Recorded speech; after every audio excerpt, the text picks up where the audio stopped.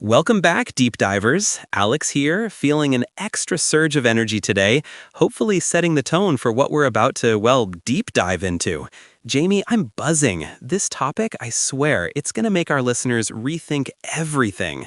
And that's exactly the goal, Alex. Jamie here, and honestly, if there's one episode where we really get to pull back the curtain on something utterly foundational to our health, it's this one. We're talking about what makes us tick, quite literally. It's all about good energy. Good energy. It sounds so simple, right? Like, yeah, I want good energy. Who doesn't? But you're telling me it's not just about a good night's sleep or an extra cup of coffee. This is cellular, right? Oh, absolutely cellular. Think about it, Alex. Every single process in your body, from thinking to breathing to your heart beating to digesting your lunch, it all requires energy. And that energy is produced inside your cells. When that system is humming, you have good energy, or what medical science calls metabolic health. It's the core physiological function that dictates if you're heading towards vibrant health or, sadly, chronic disease. So you're saying that if my cells aren't getting or making enough energy, that's where things start to go sideways, like fundamentally, not just one isolated problem here, one isolated problem there? Exactly. The big lie, as Dr. Casey Means, the author of this incredible book, Good Energy, points out, is that the root cause of why we're getting sicker, heavier, more depressed, more infertile is complicated. It's not. It's shockingly simple. It's all connected to this one thing, how well your cells are making and using energy. Wait, hold on. So when someone says, oh, I have high blood pressure, and then separately I have high cholesterol, and then later I got prediabetes, they're actually all manifestations of the same underlying issue? That's mind-blowing. It really is, isn't it? And Dr. Means actually opens her book with a deeply personal and heartbreaking story that perfectly illustrates this.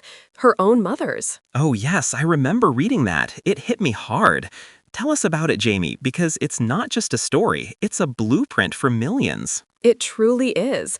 Dr. Means' mom, when she was born, weighed nearly 12 pounds, medically fitting the criteria for fetal macrosomia, or big-bodied baby. Now, doctors congratulated her mom at the time, but Dr. Means later realized this was a robust indicator of energy dysfunction in her mom's cells, likely undiagnosed gestational diabetes.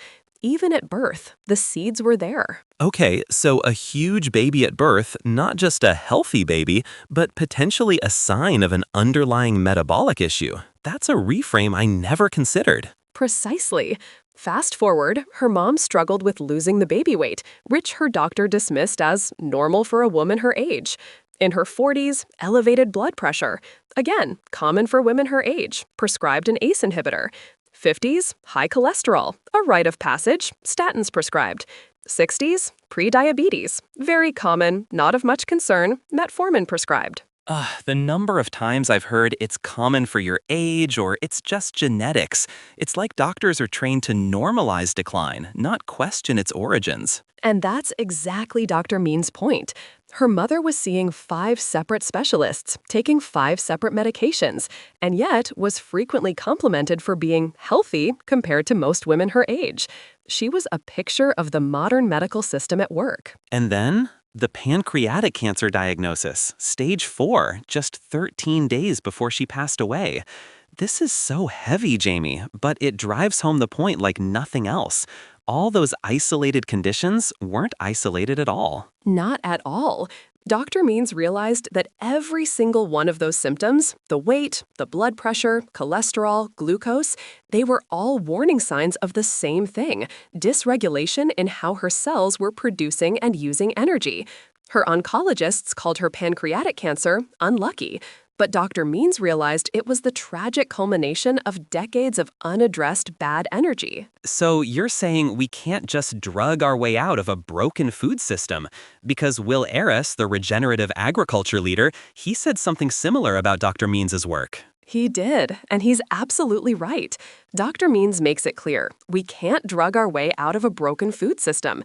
And this isn't just about older adults, Alex. The statistics for younger generations are terrifying. 18% of teens have fatty liver disease. Close to 30% are pre-diabetic. Over 40% are overweight or obese. 50 years ago, pediatricians rarely saw these conditions in kids. Now, they're common. I mean, that's just staggering.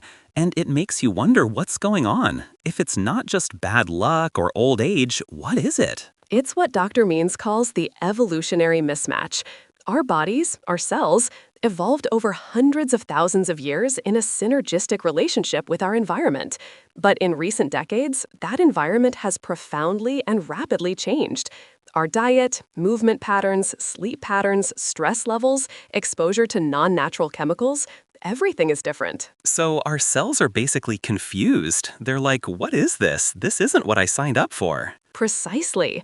And that confusion, that constant bombardment of things our cells aren't equipped to handle, tips normal metabolic function into dysfunction, into bad energy. And when small cellular disturbances happen in every cell, at every moment, the effect is massive, rippling up into our tissues, organs, and systems. So the fatigue I feel sometimes, the brain fog, anxiety, acne, infertility, chronic pain, are these all potentially bad energy alarm bells? Because I always thought they were just life or individual problems. They are absolutely alarm bells, Alex. Dr. Means explicitly states that if you're battling annoying and seemingly non-lethal health issues, an underlying contributor is generally the same thing that will lead to a major illness later in life if nothing changes. She says if you ignore the minor issues as signs of bad energy brewing inside your body today, you could get much louder signals in the future. That's a gut punch, but a necessary one. So let's talk about why our medical system doesn't seem to be catching this. Dr. Means herself was a surgeon, right? And she walked away from a very promising career.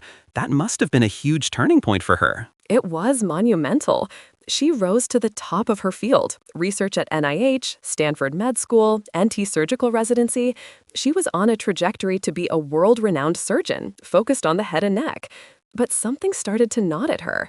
She was constantly treating conditions like sinusitis, tonsillitis, laryngitis, all ending in itis, meaning inflammation. Right, inflammation physician, as she put it. She was putting out fires, but never asking why the fires were starting in the first place. Exactly. She recounts a pivotal moment with a patient named Sophia. Sophia, a 52-year-old woman, suffered from recurrent sinus infections, leading to surgery. But Sophia also had prediabetes, high blood pressure, back pain, depression, and was overweight. She saw a different doctor for each issue, received a different treatment plan for each. Dr. Means performed the sinus surgery, fixing the immediate problem. But she didn't feel proud. She felt defeated. Exactly. She knew she had relieved a downstream symptom, but done nothing to cure the underlying dynamics causing the inflammation. She looked into Sophia's eyes and thought, what were the chances that the factors driving her prediabetes, excess fat, depression, and high blood pressure, all conditions that I knew had some relationship to inflammation, had absolutely nothing to do with the recurrent inflammation in her nose? That's the moment of clarity, isn't it? When the siloed approach just shatters. It was for her. She realized that despite surgically treating inflamed tissues day in, day out, she was never taught what causes inflammation in the human body or its connection to the inflammatory chronic diseases Americans face. Her gut told her all Sophia's conditions could be related, but her training pushed her to stay in her specialty lane. So she quit her residency on her 31st birthday. That takes immense courage, especially with $500,000 in student loans and no backup plan. But that's when she started her quest for the real reasons people get sick. And what she discovered, what she now calls the answer to chronic inflammation, is remarkably simple. It's a response to our body cells feeling threatened by being persistently underpowered due to bad energy processes. Immune cells rush to areas of the body that are in danger, thus producing inflammation. Whoa, wait. So inflammation isn't the problem itself, it's the alarm system going off because the cells are starving or struggling to make energy. It's like my cells are sending out an SOS and the immune system shows up with the fire hoses even if there's no actual fire, just a power outage. That's a fantastic analogy, Alex. The struggling, underpowered cell sends out chemical alarm signals, recruiting the immune system. And in their efforts to help, these immune cells cause immense collateral damage, creating a literal war within the body to protect itself from itself. This is why chronic inflammation goes hand in hand with metabolic dysfunction. Okay, so that connects everything. My joint pain, my allergies, Sophia's sinusitis, Sarah's migraines. All of it could be the immune system overreacting to cells that are just not getting enough juice. Precisely. And the key to understanding this juice-making process lies with the mighty mitochondria. You probably remember them from high school biology. Ah, yes, the powerhouse of the cell. I remember that much. But what exactly do they do, beyond sounding important? They are transformers, Alex. They take the breakdown products of the food we eat, fatty acids from fats, glucose from carbohydrates, and convert it into the energy currency our cells can actually use. That currency is called ATP, or adenosine triphosphate.